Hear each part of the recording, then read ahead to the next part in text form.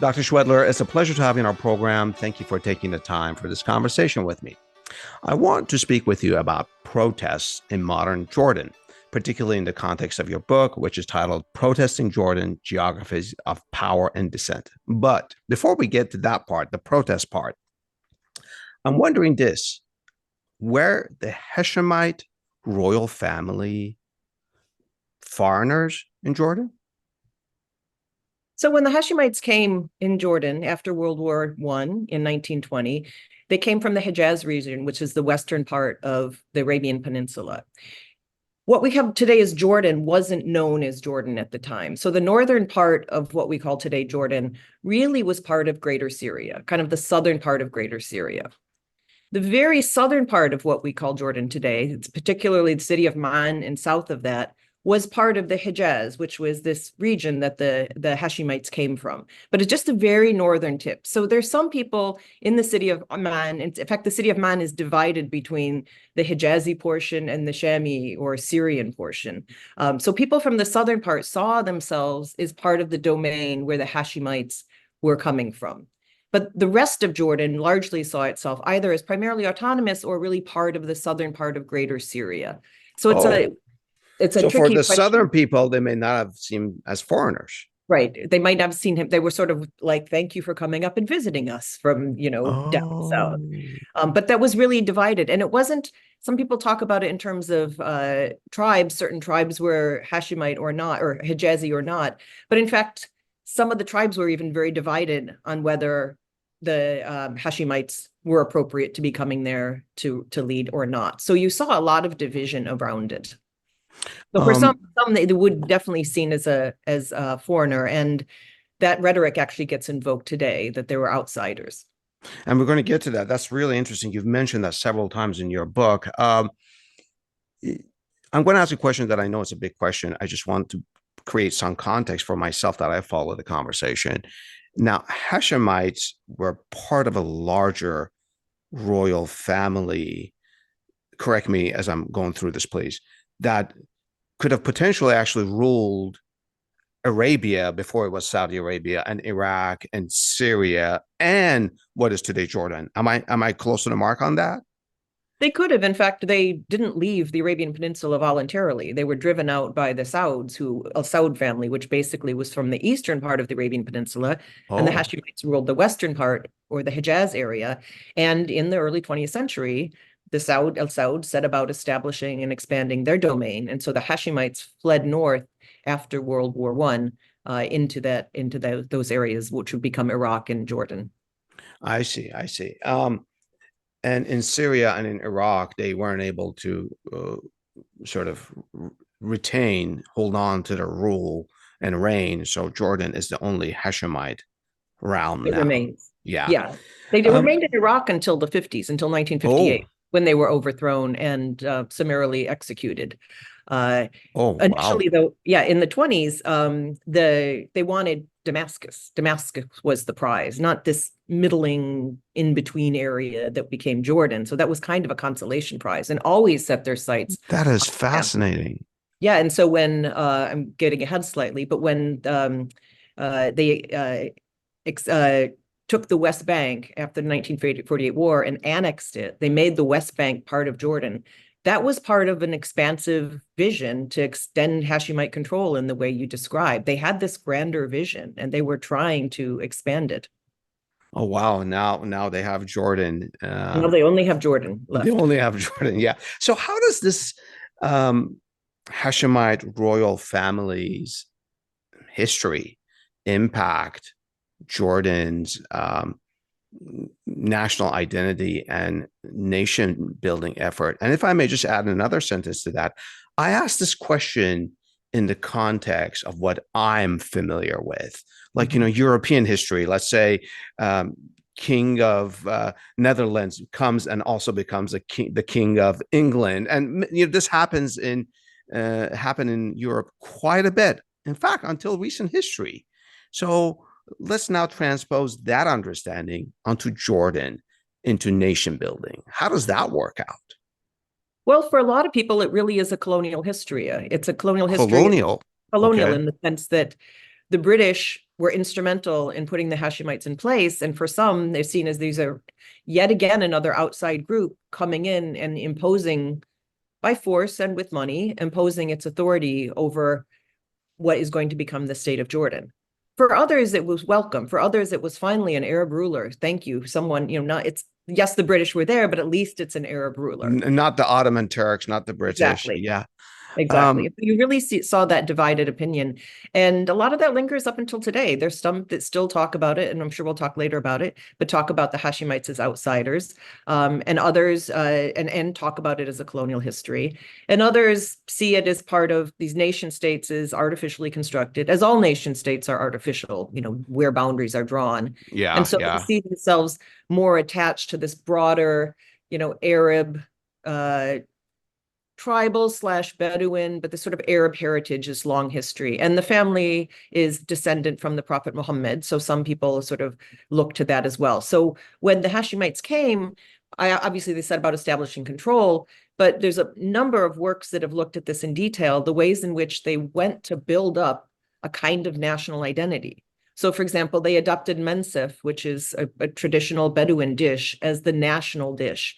They adopted certain kinds of dress, certain ceremonies. They have an annual celebration of the anniversary of the Great Arab Revolt, which they come out on horses in pageantry. And it's kind of a mishmash of little bits and pieces of different traditions from different parts of the area, different parts of what becomes Transjordan, together in this, tribal history that is expansive enough that it can accommodate the Hashemites, who aren't tribal, by the way, but they can accommodate the Hashemite family as part of this longer, glorious history. And so you see that imagery circulating today, the images of the king. You see this in lots of countries, but you have the picture of the king in a military uniform with the family around him, in the traditional Bedouin uniform, in a suit as the businessman. So you have like every version of him, and you have that, tribal traditional version of him that's even though they were not tribal. Even though not tribal, yeah. It seems like they've quilted a history together. Perfectly, exactly. As you were saying, some continue even to this day see him as outside group. In your book, I read a passage that made me chuckle. Some in Jordan make fun of King Abdullah's Arabic. Tell us about that. What is that about? Well, that was particularly, so he was, educated. He went to prep school in Massachusetts. Oh. And then he went to Sandhurst Academy in the UK and spent much of his childhood speaking English. And, he does, of course, speak Arabic, but his accent, people made fun of his accent when he came back, and that sometimes he would search for a word. And this was in particular contrast to his father, because his father, by all accounts, did have a lot of popular following. Obviously, King Hussein, right? King Hussein. Yeah. He had this beautiful way with Arabic. He'd speak this beautiful, elegant Arabic, but he'd drop these little inflections of, colloquialisms or slight accent here or there. I think probably intentionally, because he was a very smart and careful speaker. And, sort of like he was the king, but then he was like of the people. He'd throw these little colloquialisms into his language, into his speeches. Contrast that with his son comes to power, who's also just awkward and stiff and speaking this stiff formal Arabic and making a few mistakes. And so the mocking of his Arabic, was exaggerated. His Arabic wasn't all that bad, but it was noticeably different and noticeably didn't have that sort of Jordanian flair to it. He felt like this stiff outsider. And so a lot of people made fun of him for a long time. And even in some of the chants, protest chants, they'll make fun of his Arab. They'll talk about, we're speaking Arabic, we're speaking plain Arabic, like you should be able to understand us. That's a sort of reference to those old jokes. And by understand, they don't mean just understand our words, but also understand our suffering, our plight. That's I guess it's even deeper than that. When we talked about King Hussein, and I don't want to digress too far, it's just I'm old enough to remember him talk, especially in the Clinton White House. He also spoke English really well. Beautiful. And I think was his wife American or English? Yes. Yeah, Lisa Halaby, his last wife. Yeah. So Lebanese American. Yeah. Let's go back a little bit in time. You mentioned tribes were divided. Southern tribes, those around Man and south of that welcome Hashemites. Those in the north, not so much. I'm really interested in the last decades of the Ottoman period, British rule, all the way through independence of Jordan in 1946. In a way, it was kind of and I'm using very sort of simple terms here, crazy period in which there was a lot of tribal warfare, right? Yeah, it was very common for tribes to raid each other. The Bedouin tribes that moved around seasonally would raid some of the settled lands. So there was a lot of raiding back and forth among the tribes, particularly in times of famine when we had droughts in certain years. The Bedouin would raid the villages, etc. So you had a lot of that. I wouldn't describe it as warfare so much, but there was a lot of Oh, I raids see. were violent that people did die. Yeah. But that was just sort of a routine part of politics. So, no, but you said it was routine part of politics, not just related to sort of financial issues of this is how we make money by raiding other people. Was it in opposition to Ottoman or No, British well, or Hashemite rule? no, you had two things. You had them raiding each other, which was often just for financial reasons, Mhm. or taking land, or we don't have enough food this year, etc. So that kind of happened intermittently.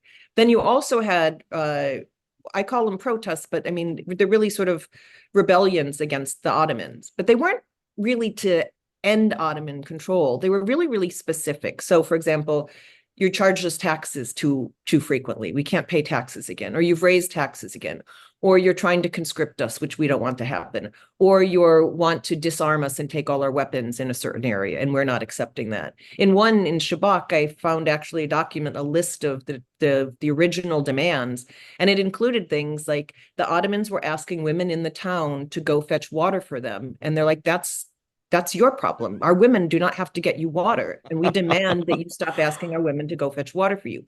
We demand that you stop taxing us. So wait, if I may interrupt you, in response to that, did the tribes rebel with arms or was it a protest? So my use of protest isn't really the academic one. It's simply, I'm looking at people making claims against some authority in public, like gathering to make claims. So for example, when they Is that why you use the term claim making throughout your book? claim making, yeah. I see. So Okay. they'll, for example, occupy an Ottoman fort and, maybe kill some people in there or just throw them out, and they'll occupy the fort, and they would often end violently. But they were always around real specific demands. It wasn't to banish the Ottoman. There were always very specific demands, primarily taxes, but also conscription and weapons Yeah. were other common ones. And I guess all of that changed. You mentioned the Great Arab Revolt, and I forget the dates, 1917, 1918, and that was to essentially against the Ottomans. That was a whole different. Against the Ottomans, yeah. And even that was interesting because some of the areas sided with the British and some of the areas sided with the Ottomans and just remained neutral. And that varied across that greater Transjordanian area. That's really interesting. In fact, in the south, some of the tribes, like the Huaytat tribe, had people from the tribe fighting on both sides of fighting on both sides. How does that work? Yeah. From the same tribe? They make their decision. Some were like, we're going with the Ottomans, and some are like, we're going to support the British and the Hashemites. Oh, so based on what you're saying, the anti-Ottoman Arab revolt wasn't this sort of monolithic wave that, Definitely that's not. fascinating. Let's take a break here. We'll be back to talk about the long history of protests in Jordan. Dr. Schwedler, in your book, Protesting Jordan, I found this history particularly interesting, that some protests in Jordan, including several that you spectated and even took pictures of, were not only routine, but also formulaic. So, for example, protesters knew how far to push, and the security forces knew how much to permit. I'm talking about like the last 10, 15 years. I'm not going back to what we were just talking about in the last segments. This is, this century and the 1990s, I suppose. So this is really interesting. First, I just want to establish this before you answer the question. Jordan is an authoritarian country. Is that a fair description? Yes. Okay, so if that's the first description, so how are these protests different than those, let's say, in Washington, D.C.? I say Washington, D.C. because we even refer to that in your book. Mhm. In some ways, they're not different. And that's one of the insights of the book is there tends to be in the academic literature a distinction, and even conventionally, between democratic settings and non-democratic settings. And what I find in the book is there's actually a lot of similarities with protests elsewhere and the policing of protests elsewhere. So Jordan is a non-democratic country, and I like to stress that. But it has this incredibly rich history of protests, which is what I talk about in the book. And that way it makes it kind of an outlier because the government is fairly tolerant of protests. That doesn't mean no one's ever died in a protest, but they don't fire live ammo into the crowd. You don't have a Rabaa massacre like you do in Egypt. You don't have any of these, widespread efforts to just clear the streets violently. When they do try to clear the streets violently, it's with tear gas and clubs and try to break up a crowd. But there aren't massacres. So part of the question is why? Part of the answer to that is that why is it that the government permits this? Is that the permits these protests? Okay. Yeah. Okay. And then I'll loop back to the question of the routine protest. Mm-hmm. A lot of the protests come from what is supposedly this loyal tribal support base. And so the sort of East Bank that were there, that is this important constituency. The population, by most estimates, is more than 50% Palestinian descent. And so this comes from the East Bank areas that the regime relies on. So it's harder for them to crush those protests because this is the support base. And if they did, these tribes would go crazy and they would completely all take to the streets. And in fact, they do sometimes when prominent members of certain tribes get arrested in protests, they'll just pour into the streets like, you have to release these guys. This is completely unacceptable. So the regime is kind of constrained in a way that's not typical of many other places. And so that's one of the reasons protests are permitted. It's sort of a dialogue with the regime. And a lot of protests, as I show in the book, actually accomplish what they set out for.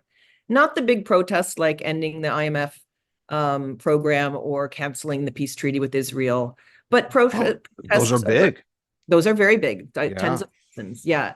But often smaller protests where people want jobs, they want infrastructure, they want a cell phone tower because they're in an outlying area, they want water. Those protests actually frequently, they get what they want. And so a lot of Jordanians turn to protest as a way of having an immediate and effective dialogue with the regime. They block roads, they'll shut off the tripping route, the north-south corridor for the trucks coming in from Iraq down to the port in the Red Sea. So Aqaba, yeah. So a lot of the protests actually bear fruit in a lot of ways. Are these the routine protests? So those are quite common. When I'm talking about routine protests in the book, I'm talking about protests that take place in the same place, same location, and follow a particular routine. So for example, in the downtown area where the Grand Husseini Mosque is, this is the city center, the old city center. People will meet at the Grand Husseini Mosque, have some speeches, march to the municipal center about half a mile away, have some more speeches, and they'll go home. And the whole thing will last 3 to 4 hours. And as long as you do that, you can have thousands of people in a protest. And I have photos in the book. People aren't even concerned. They're more annoyed by the traffic. They're annoyed that they can't cut across the city easily anymore. This is where the connection with Washington, D.C. It's more of a new, like, oh, protests again, great. And so this is not like the Arab Spring protests. These are just right. Yeah. The shops don't close. Pedestrians are there, but the police are there, and they put up barricades, but they're just basically watching it. So, in a lot of studies of protest, if you have thousands of people downtown in the city center, you think, wow, this is a revolutionary moment. And I'm showing as long as they adhere to these certain routines, they're really allowed to do pretty much to protest what they like, but as long as they adhere to those routines. And so I identify several locations where there are specific protest routines. Another one is around the protests around the Israeli embassy, where they march, they gather as if they're going to march. Which is close to the other mosque. The name starts with a K, I forget. Taluti. Yeah, there you go. Yeah. Yeah. And that has some significance. Right. And actually, I should mention that the fact that they're both meeting at mosques has nothing to do with Islam. They're just gatherings. Oh, Yeah, it's not like people are pouring out after Friday prayer. It's just a landmark. It's just the Kaludi that's Mosque. important. Yeah, it's very important. The Oh, Kaludi Mosque had wow. a very large field, which is now fenced off, so they can't gather there anymore. But people would just gather there to march on the Israeli embassy. Uh, and those took also a routine. They would gather and they get in the street and they would act like they were marching on the Israeli embassy, and the police would line up across the street and block them. But you could actually walk up and down the sidewalk. So if you wanted to actually walk up the street to the Israeli embassy, there are any number of ways you could do it. So it was sort of performing a symbolic march on the Israeli embassy without actually trying to get to the Israeli embassy. And so those I talk about as Wow. routine protests. And those are ones where I, in and out of the crowd and taking pictures of the riot police and nobody bothers you and they just kind of leave you alone. The protests now, if I'm not getting ahead of myself, but there's protests happening now because of the war in Gaza, where they have violated that. They're trying to get to the embassy. So they're not stopping at the usual place. They're coming in all directions, really trying to get close to the embassy, if not to the embassy itself. And those protests now are being met with batons and tear gas to disperse the protesters. And Hundreds the of protesters, based on what I gather from your book, know Oh, yes, where the line is. There you have this. absolutely. I'm going to sanitize this sentence if I remember it correctly. One protester told you that if we cross this line, the security forces are going to beat the doo-doo out of us, right? Yes, So they literally know they what's going to literally happen. know. Yeah. That's really And interesting. Um, you used the word dialogue. mhm. I want to. Does this relate to a concept that you talk about in your book, where Jordanians experience politics by protesting, versus we experience politics? I don't know, through elections. Mhm. Yeah, and this came directly from people protesting, talking to me about it. And one in particular, and I have this anecdote in the book, is after knowing someone for several years and interviewing him many times, I asked if I could bring him anything. This is in the pre-internet age.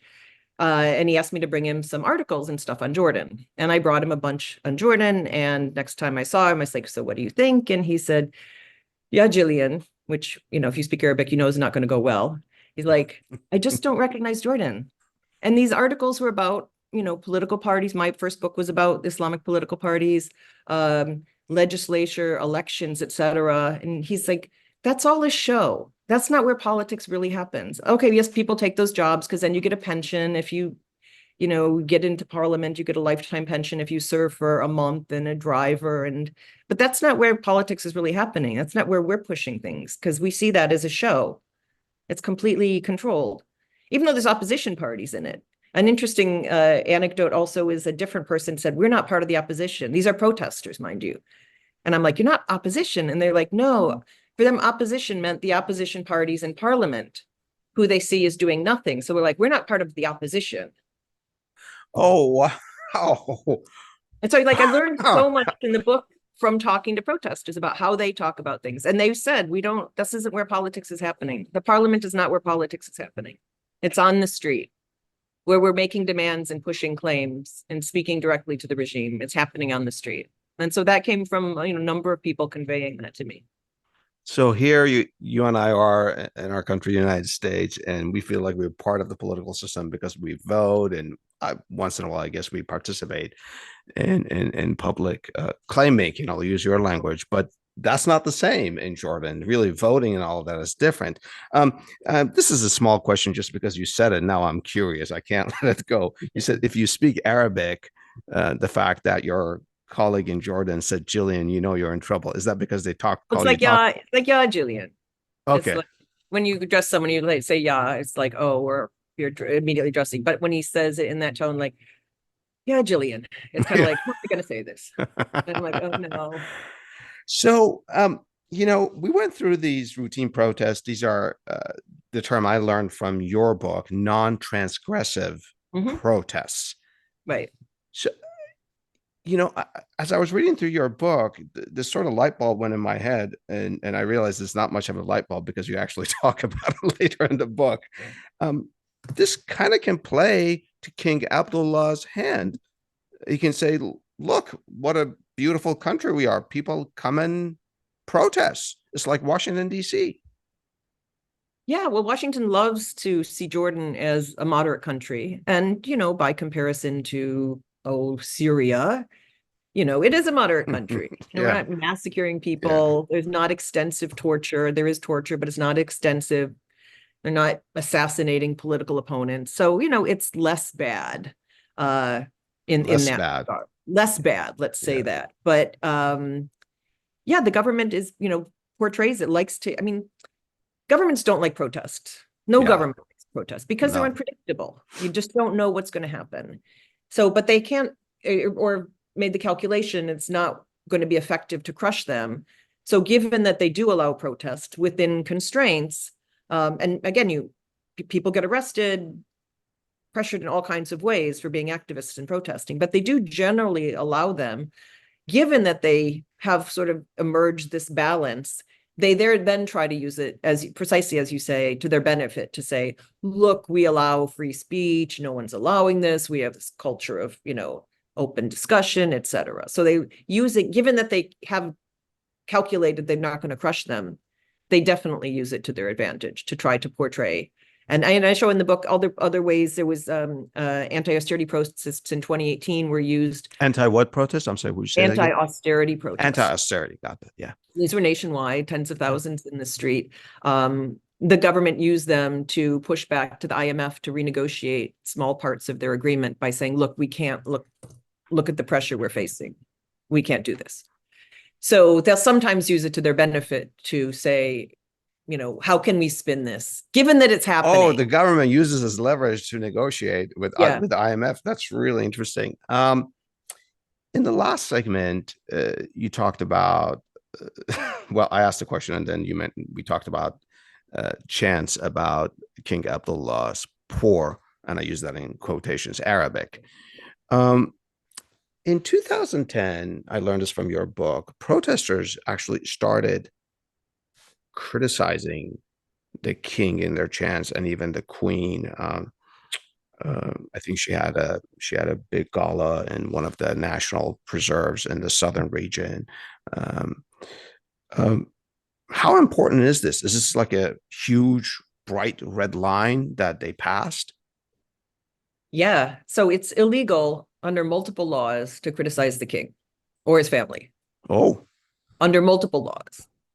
So you can get arrested for it, and people do sometimes get arrested for it, but they usually don't stay in jail too long. But Human Rights Watch had a report earlier this year, or I think in last year, 2013, that they had over 300 people documented in prison for criticizing the king. So it's illegal to criticize the king. Yet they do it. Historically, people would criticize the prime minister. And so they gather at this traffic circle called the Fourth Circle, where the office of the prime ministry was. And Fourth Circle protests were criticizing the prime minister, but everybody knew that was okay to criticize the prime minister. You just couldn't criticize the king. So that was the sort of the balance people played.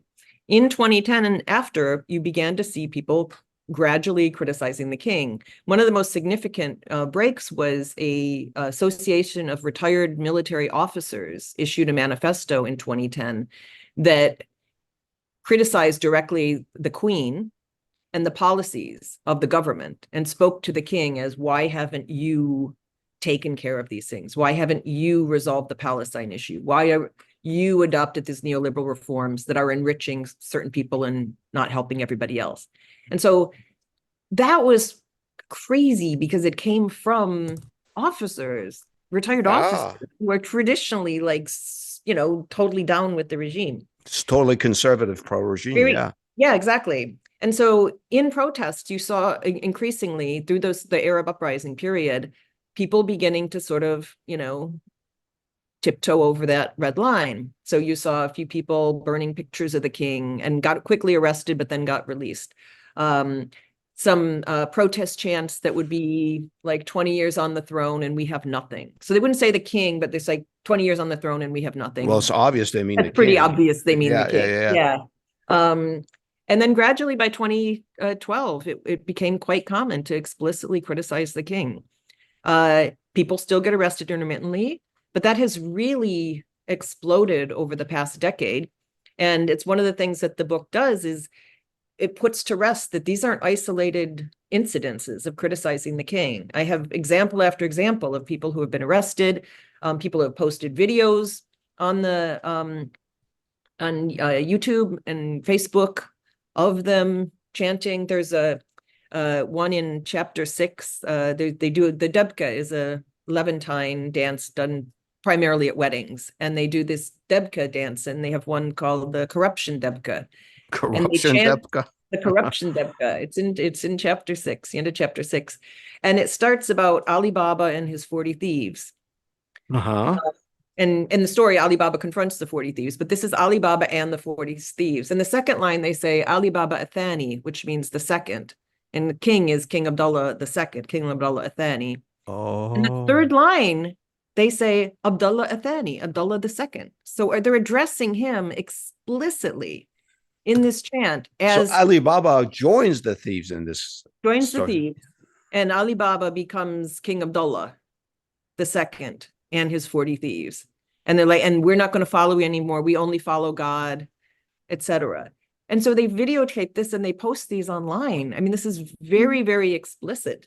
And there's just numbers of these. There's one against the Queen. There's several against the Queen for being, decadent and too Western and not traditional, not a good Muslim woman, etc. So this criticism is extraordinary right now. That the government, of course, is trying to silence and doesn't want the depth and extent of it to be known. But I show in the book that it is, in fact, quite common. Yeah. This is not about water rights. It's not about jobs. It's not about taxes. This is almost like regime change. It is. The problem is, though, and this is one of the things about the uprising period where all these criticisms is a lot of the people making the strongest criticisms don't want the king gone. They don't want a democracy, because if you imagine these sort of conservative tribal groupings and you have a majority Palestinian population, and not all the East Bankers are loyalists to the regime. You have, the communist leftists all come from the East, that long tradition, all come from East Bank as well, East Bank tribal areas as well. They're a minority. The last thing they want is a democracy. They want the king to protect them. And they speak in terms of a social contract. And they think, you, the king, you are not honoring the social contract. So we're protesting not for a different regime, but because we want you to honor that and give us the stuff that we're owed. When your great-grandfather came, Abdullah the First, he gave us jobs. We made bargain with him. He gave us bags of money. He gave us jobs. He built things. Now, with austerity, you're trying to reduce the welfare system, cut the bloated bureaucracy. Like, where are our jobs? Why would we support you? You're supposed to do these things for us. So they want more of the old regime, not a democracy. I see. That's why all of that dissent that happened in 2011 and 2012, which was nationwide, it was tens of thousands. It's people say Jordan didn't have an uprising. It had a massive uprising, and the king ran around the country passing out bags of money to try to get people off the streets. Are you saying that metaphorically or really? Really? Wow, literally doled out goodies. Yeah, not to people on the street, but to prominent leaders in areas like call your people off the street, etc.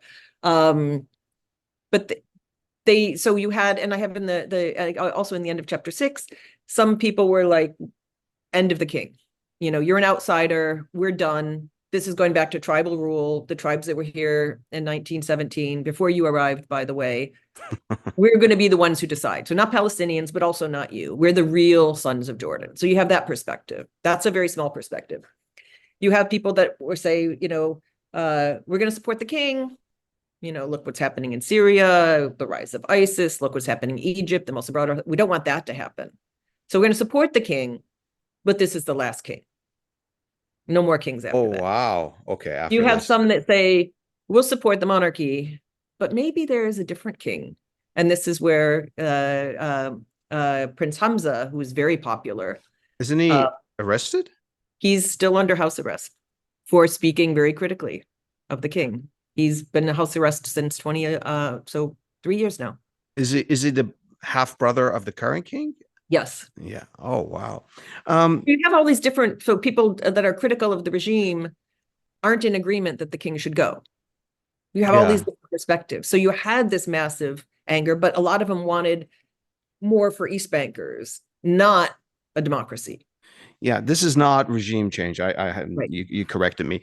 In the minute that we have left of this segment, and I appreciate your patience in answering all of my questions, is in your book, you talk a lot about spaces. I'd never sort of experienced this in any of the books I've read about the Middle East. You know, you talk about the Grand Hussein Mosque. We talked about the Kaluti Mosque close to the um, Israeli embassy. You mentioned the Fourth Circle. I'll just ask it this way: what's up with that? Why is that so important to you, Dr. Schwedler? Well, that again came from talking to an activist where I was doing a passage that doesn't exist in the book for complicated reasons, but about the evolution of the public gathering law from 1952 to the present. And I had changed the law from the official gazette. And so I was interviewing an activist because sometimes it's legal to protest. Sometimes you have to give the government permission. Sometimes you have to give the government permission no more than 3 days in advance. Then you don't have to give them permission. So the law is constantly changing. So I was talking to an Hmm. activist about this, and he said, at the end of the interview, I'm like, so did I miss anything? And he's like, yeah, nobody cares about the public gathering law. We just Oh. don't. We don't care.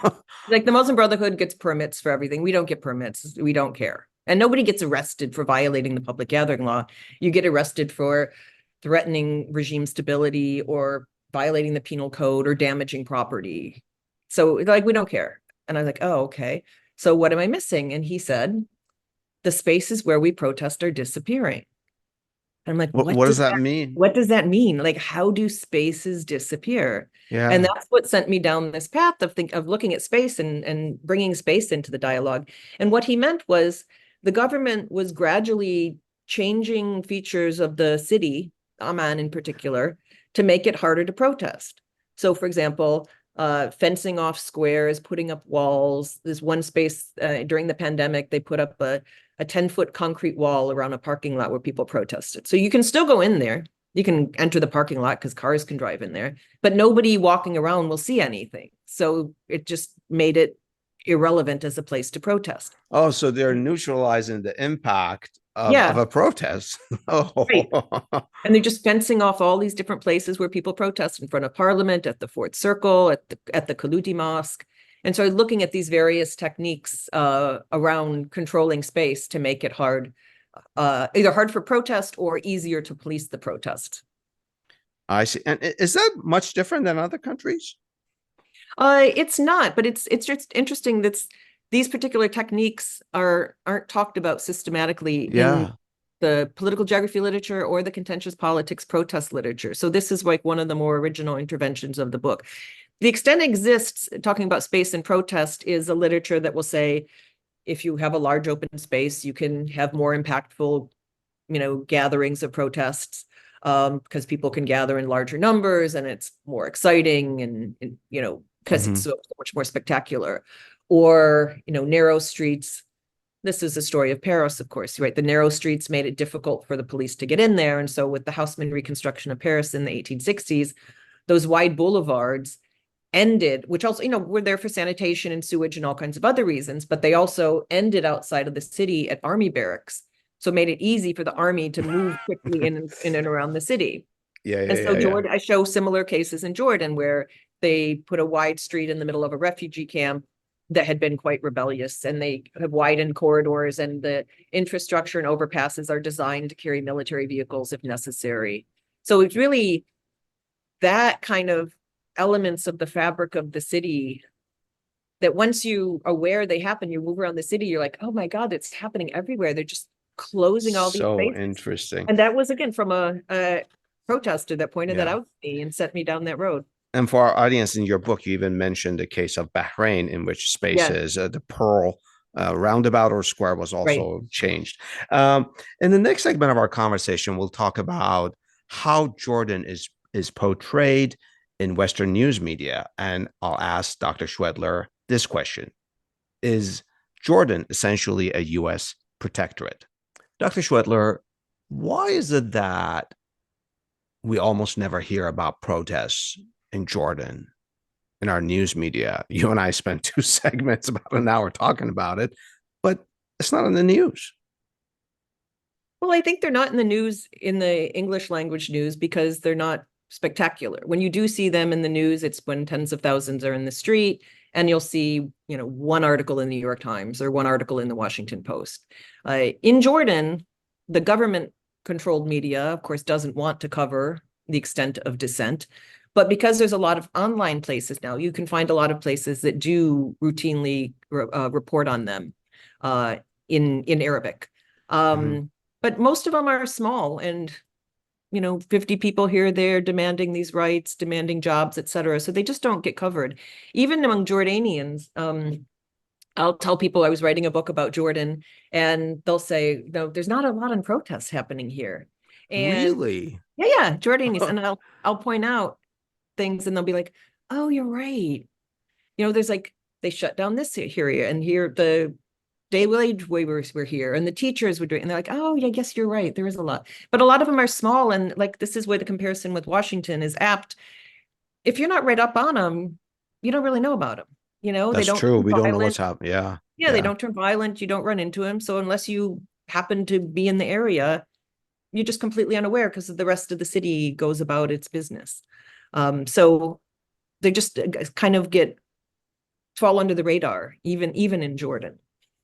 Um, in one of our earlier communications, I think I told you about a YouTube video that I was showing my elderly parents about the crown prince's wedding. It was just entertaining for them. They Yeah. watched things about China and what have you, all countries. So as they were watching it, and it was a long YouTube video, I thought of our conversation that in in that video, Jordan seems like such a happy place, right? Is it? Are you disagreeing with that perception? Well, I mean, yeah, I guess I would disagree with it. I mean, you always have pockets of, Yeah. in pageantry, and you're seeing that. And a lot of people did celebrate it. It's a wedding. We saw the new king crowned in the UK, and half the world stopped to watch it. So I think for a lot Yeah. of people, there's still a fascination with monarchies and this kinds of pageantry and major weddings and things. But Jordanians, I mean, people's roofs are falling in. They don't have jobs. There's not enough water. A lot of places in the summer, you get water once a week or once every 3 weeks, and the water's not enough to last. And so there's tons of In water Jordan? in Jordan.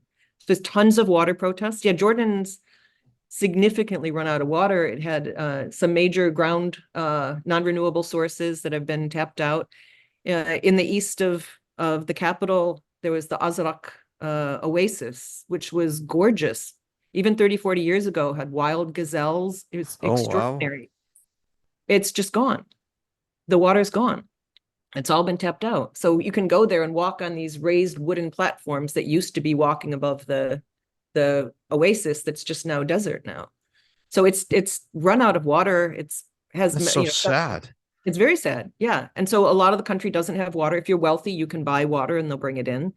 So people don't have I'm sorry, when jobs. you say you can buy water, you're not just talking about drinking water. You're talking about like full plumbing water, like water for your use, for your bath, for your Yeah. So dishes. most houses have, the water is pumped onto a tank on the roof of your building, Hmm. this apartment building or house. And then you use that water until you get it again. Most people don't Oh, I see. have groundwater except in certain urban areas. And so if you're wealthy enough, you can buy water, and they'll bring a company will bring a tank of water. I'm not sure where it's from, but they'll bring in a tank of water and refill it for you. But most people can't. So people don't have water. I mean, we just see even people that go to Jordan often visit the west part of Amman, West Amman, where the hotels and nightclubs and everything are. And the hotels have bathtubs, and there's endless water, and the rest of the city doesn't live like that. And the rest of the city, you're talking about the east part, East which is in. Oman, yeah, and northeast and north, and the rest of the country. So you see a lot of dissent, which is why you see a lot of protests. There's a lot of water protests, and people don't have water. It seems like there's a huge disparity between the elite Absolutely, and the yeah, poor. absolutely, and that's like other places with neoliberal policies, that disparity is just skyrocketed. The rich have become very rich, and everyone else is struggling. Is Jordan essentially a U.S. protectorate? So my friend and colleague Pete Moore has described as a protectorate. I think a little bit sarcastically. It's not a protectorate, but consider the following: $1.5 billion to Jordan in aid. Jordan's economy couldn't function without that aid. Is that an annual repeating thing? Wow. And these are multi-year packages. They do annual military training exercises together. Jordan has a counterterrorism training center that was built and paid for by the United States Department of Defense. It is administratively run by retired U.S. military contractors. It's run by the Jordan Army. Who live in Jordan? Who live in Jordan. Mm-hmm. It's run by the Jordanian Army, and it's a for-profit counterterrorism training center. But it's deeply tied, to U.S. DoD money. And interestingly, that you can go and look at the website for it. It's CASODIC. Anyone can go train there if you pay the fees to train, and you have mercenary groups go train alongside special elite forces, Navy SEALs and things go to do special training there. And they have training in like hostage rescue, but they also have courses in crowd control, riot policing, protest policing. So literally Jordan is training other countries in how to manage, riot police, how to manage crowd control. So I don't know, like a country of Bolivia or Ghana or South Korea could send their elite to train in Jordan. Jordan has become a hub for that. Yes. Oh, wow. Wouldn't a Jordanian say, well, this is a good thing, this brings us money? Yeah. So I don't know that most Jordanians, average Jordanians, have any idea about it. It's this massive complex out in the desert that you can't get near. So I've never heard, I've never seen it covered in the Jordanian. Possible it has been, but I think most people just are unaware of it. The reason I asked this question is two anecdotes in your book that really intrigued me.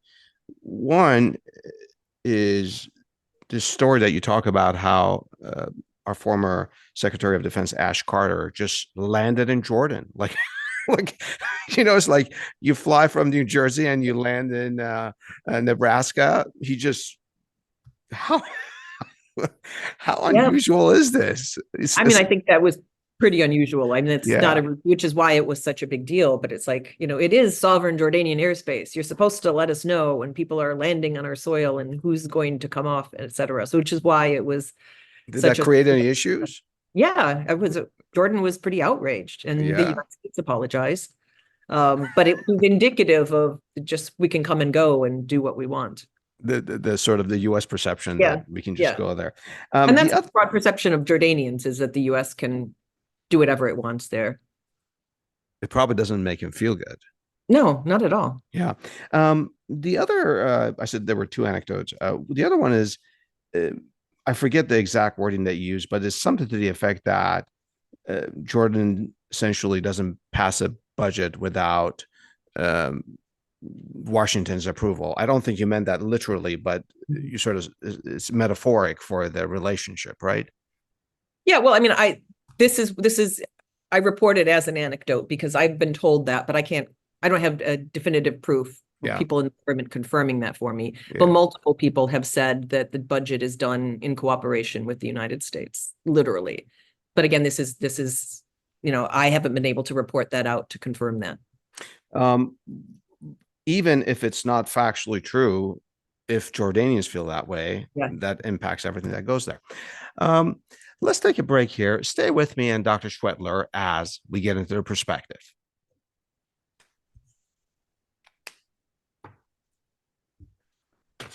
Dr. Schwetler, in the last segments of our conversation, you made some references to anti-austerity protests, the IMF.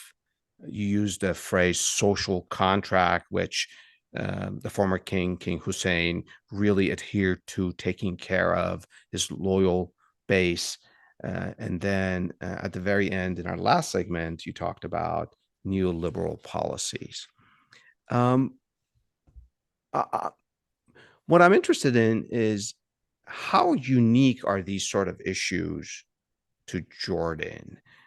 Or perhaps another way of asking is Jordanians' response to these issues unique? Because these issues exist, let's say, in Argentina, many other countries. In fact, I recently interviewed a scholar who talked about similar issues. Yeah, I don't think they're particularly different.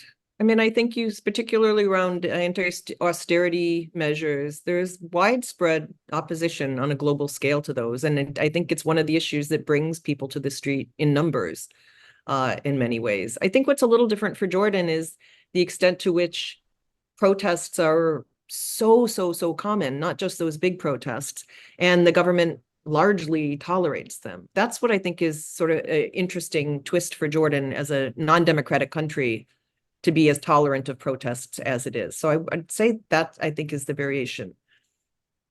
I think that's quite unique. When I read your book, I was really fascinated. I'm not sure any other Middle Eastern country can have that credit on their sort of balance sheet. Even in Although, Turkey, I'm sure they'll have issues for routine protests. yeah, the one interesting comment that I got, and it's from a scholar of Iran, had said, Iranians protest all the time, like all the time. Like it's really common. And we just hear about like, the Green Revolution and then the women's protests now. Yeah. But in fact, there's really tons of protests. And I've just never seen that written anywhere. And he's like, I haven't seen anybody write about it either, but it's true. There's lots of protests. So it sort of opens the question. I do think Jordan's somewhat unique in this regard, but it rather raises the question to say, are we just not covering small protests in a lot of other places? There's a scholar of Algeria, Robert Parks, who wrote about these small protests that take place in Algeria called protesta, which I think is interesting that they use the Spanish Protesta? Okay, yeah, that's protesta. interesting. Yeah. And he's documented between 12 and 13,000 a year I'm sorry, in she the said past decade. 1,000 1,000 in the in past Algeria. in Algeria. And they're usually like 20 people, 50 people, maybe 100 people. And they're making demands immediately to the government for whatever, to pave a road, to open a school.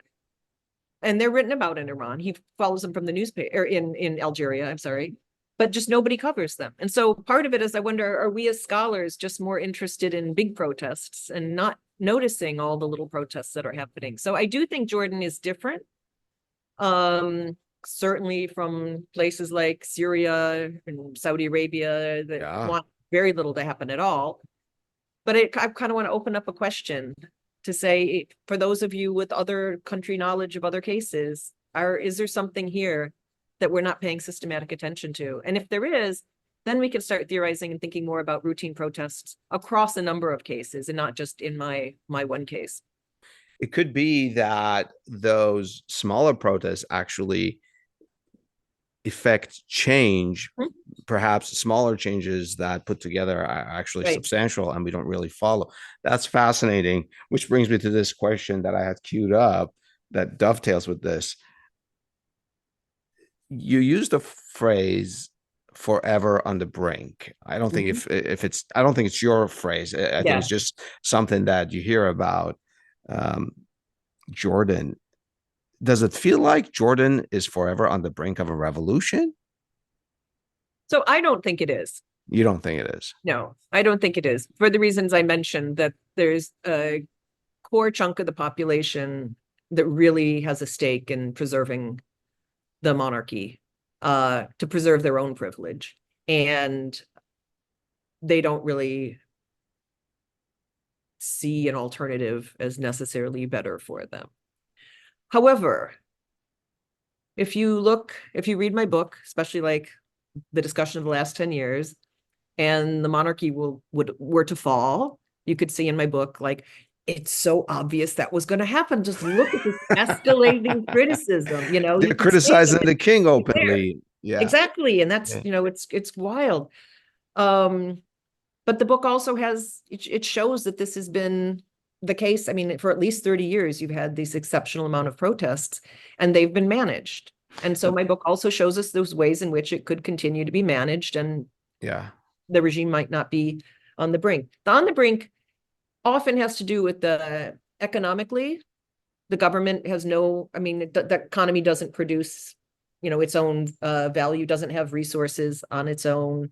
It gets foreign aid and remittances, and these things are really central to the economy. Dissent, there's a lot of political dissent that pops up periodically that looks like it's threatening to the regime. Yeah. And it's one of the largest recipients of refugees, and continues to be. Yeah, you mentioned that. Iraqi, That's Syrian refugees. There's Lebanese refugees that people don't talk about from their civil war. Obviously, the Palestinian refugees. And so it's a country that doesn't have excess resources, and it doesn't have water, that's taking in these hundreds of thousands and over 1 million refugees, and it's just sort of struggling with that. Like, we need resources to take care of. So who came up with the phrase "forever on the brink"? I don't know, but it's been around for a long time. Yeah. It's a joke among Jordan specialists that we keep hearing. It's like, oh, forever on the brink.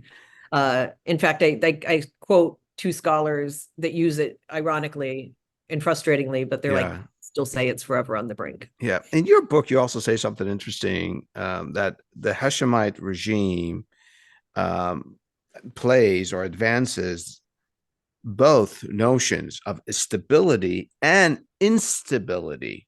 Right. I get the notion of stability because they want to look good. They want more foreign aid to come in, IMF, U.S. Sort of participation in their economy.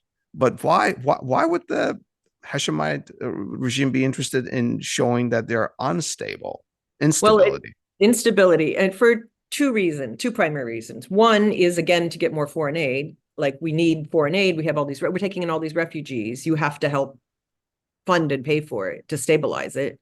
Yeah. We can't have this, widespread political dissent, because we're right next door to, it portrays itself in a bad neighborhood. We need to be stable. So you have to. He's actually said that. Right. We're in a bad neighborhood. You have to support us because we need to remain stable.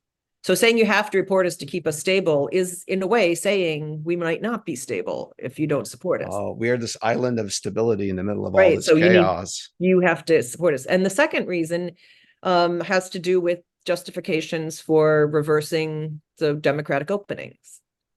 It's like, we can't repeat that, please. So in 1989, there were massive protests that ended up in the electoral system had been suspended since the 1967 war. Okay. Ended up in a return to electoral politics, and multi-parties were made legal. They used to be illegal, so political parties became legal. The press was opened up. You could open up opposition press. This happened in the 1989 and the 90s. So we call it. All sounds good. All sounds good. Democratic opening period. In the early 90s, until Jordan decided it wanted to have a peace treaty with Israel. And now it needed to have the lower house of parliament ratify the peace treaty. And the 1989 assembly was not going to ratify the peace treaty. So they restructured the elections, they gerrymandered, they changed the electoral system. And sure enough, opposition seats, which were divided between Islamists and leftists, there were about 2/3 of the assembly. They switched, they ended up like a third, which is great, because then you have the opposition in there, but they can't really do anything. Yeah. There's been a gradual reversing of these sort of democratic openings over the past 30 years. Oh, okay. And Jordan used to be listed on Freedom House as partly free. It's now slipped into not free because of arrests and detentions and, constraints on freedom of the press, etc. So Jordan can justify this by pointing to things like the Muslim Brotherhood being elected in Egypt, and ISIS, and instability in Syria, and look what's happening in Iraq. And like, we want to democratize, but we can't right now. Look at what's happening next door. Right, because of these risks. Oh, if we open up, what's going to Yeah, happen is you're going to have, right, Muslim Brotherhood or right. So ISIS offshoots. we have to crack down to remain stable because these other things will destabilize us. We have to crack down, regrettably. That's really interesting. And so that's where the instability narrative is used to sort of justify these really harsh laws. I mean, the penal code, the cyber crimes laws are ridiculous. You can literally get arrested for terrorism for posting something that creates, in Arabic, qalaq, which is anxiety. So if you post something that creates nervousness or anxiety among the population, you can get arrested for terrorism. Criticizing a friendly. Really? Yeah, there's a famous Wow. cartoonist, a Jordanian cartoonist named Ahmed Hajjaj, who was arrested, I think 2 summers ago now, for posting on his own social media. He's in the Jordanian newspapers. He's Jordan's famous cartoonist, posting on his own social media a cartoon that was critical of the Abraham Accords. And he was arrested and charged with terrorism. Terrorism? Terrorism. And they got the charges dropped to a misdemeanor only after there was international outcry, like, you've arrested a cartoonist for terrorism. And just everything falls under terrorism now. Oh, wow. Pretty drastic. Thanks to the Patriot Act for laying that groundwork, that everything, the anti-terrorist legislation across the globe, a lot of it follows the Patriot Act. And it's just our Patriot Act here in our the Patriot US. Act, Yeah. Dr. Schwidler, I want to close our conversation by talking about you. What was it like to be there in those protests in Jordan for you?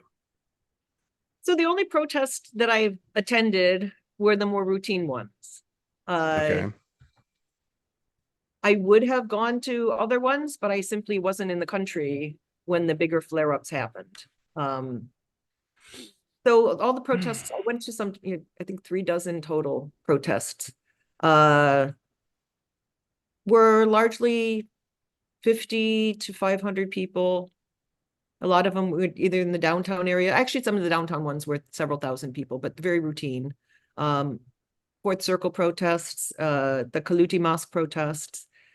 When you say you went to them, did you hear them and just started walking over? Did someone No, I tell was you? aware of them. A lot of them yeah. are posted their Facebook pages in the past decade. Protests are posted on Facebook pages, or I just have a really big activist network now, so people will let me know when things are happening.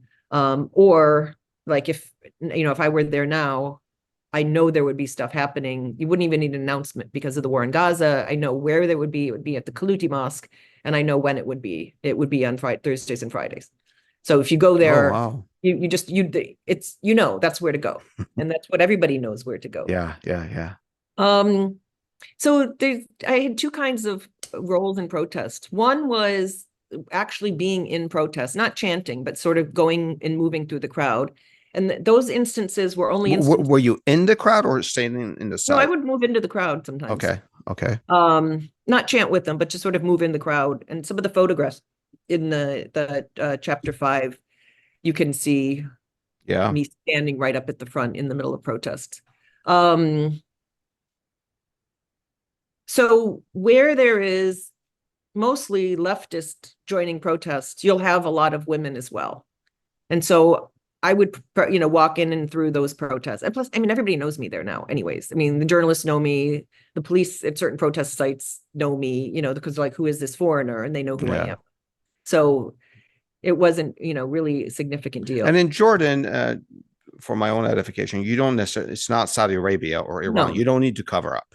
No. Okay. No, okay. in Amman, people... You don't need to wear the hijab. Yeah, and people dress very Western in huge parts of the cities, like T-shirts, Che Guevara T-shirts and jeans. It's just, other protests where I would really stand only on the sidelines were largely protests that were like Muslim Brotherhood protests.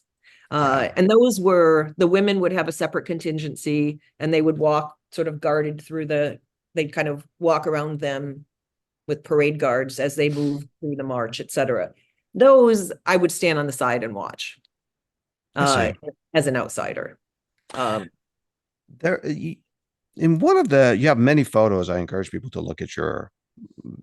Yeah, I fought for those. Yeah, I was grateful for the publisher for letting me have so many. Yeah, no, they're wonderful. They really bring to life what you're talking about. In one of the photos, um, a, a non-uniformed uh, member of, I guess, government agent. I forget the term you use for that. They're sort of thugs, right? Yeah, it's an Arabic term. It comes from Egypt. It's beltajiya. Beltaji. Okay. Yeah, Uh, and that wasn't used in Jordan until about a decade ago, and they sort okay. of adopted it because it's used in Egypt. So they sort of do the dirty work while the government, uniform government agents, sort of stand aside, right? Well, there's two ways in which it works. One is, and the picture you're referring to, were people that showed up in government vehicles, plainclothes men that come in government vehicles and clearly coordinated with the uniformed riot police, the derek, the gendarmerie. They were Mm-hmm. clearly coordinating together. They were conferring together. They discussed what they were going to do, and then they lined up between the riot police and the protesters, facing the protesters. And that's the photograph that's in there. The other way it works are just sort of regime loyalists who take it upon themselves to beat up protesters.